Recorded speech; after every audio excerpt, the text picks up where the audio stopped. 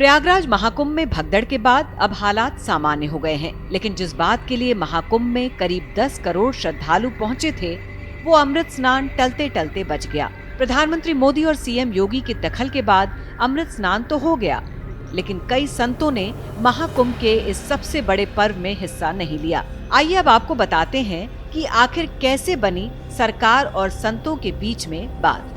प्रयागराज महाकुंभ में भगदड़ के बाद जैसे तैसे अखाड़े अमृत स्नान के लिए राजी हुए और दिन भर रुक रुक कर अखाड़ों का अमृत स्नान चलता रहा।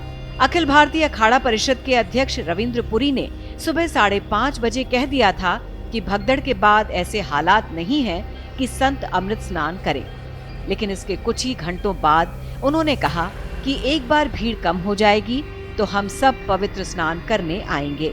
मेला क्षेत्र में हुई घटना को लेकर दुष्प्रचार फैलाया गया।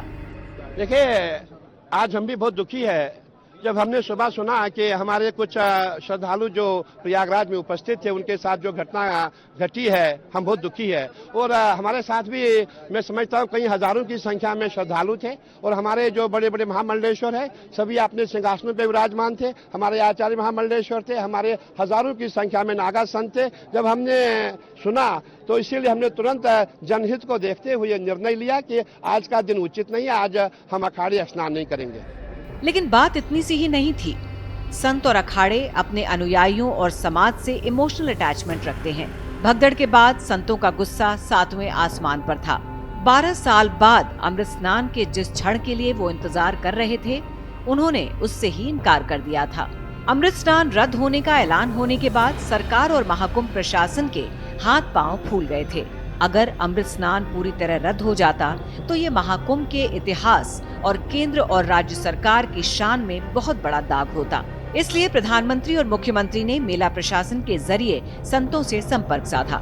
इसकी गंभीरता का अंदाजा आप इसी से लगा सकते हैं कि प्रधानमंत्री ने 3 घंटे में 4 बार मुख्यमंत्री योगी आदित्यनाथ से बात की। तब कहीं जाकर अखिल भारतीय अखाड़ा परिषद अमृत स्नान के लिए राजी हुआ।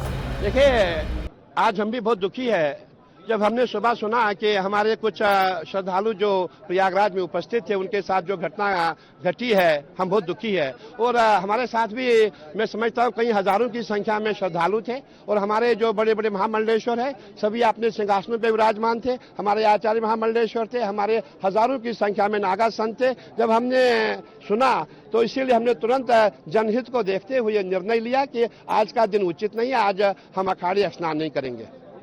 देखिए, आज हम हमारे देवता उनका स्नान कराएंगे और क्योंकि भीड़ बहुत ज़्यादा है प्रयागराज में, इसलिए हम चाहेंगे कि हम बहुत कम संख्या में जाएंगे और मेरा प्रयास है संत महात्मा ज़्यादा न जाएं। जब अखिल भारतीय अखाड़ा परिषद ने ऐलान कर दिया कि हमारे साधु संत और महामंडलेश्वर अमृत स्नान करेंगे, तो अब प्रशासन की चिंता इस बात को लेकर थी कि कौन करेगा पहले स्नान, जो कि पूर्व निर्धारित क्रम भगदड़ की वजह से टूट चुका था।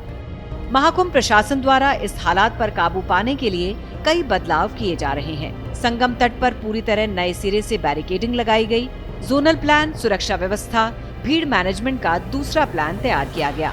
अखाड़ों के अमृत स्नान में बदलाव नहीं किया गया, वरना संगम तट पर शैव और वैष्णव अखाड़ों में विवाद खड़ा होने की आशंका थी। वैष्णव अखाड़ों ने ये हालात देखते हुए अमृत स्नान में हिस्सा ही नहीं लिया। ये बात कही बड़े वैष्णव धर्मगुरु स्वामी रामभद्राचार्य जी ने। श्री मैं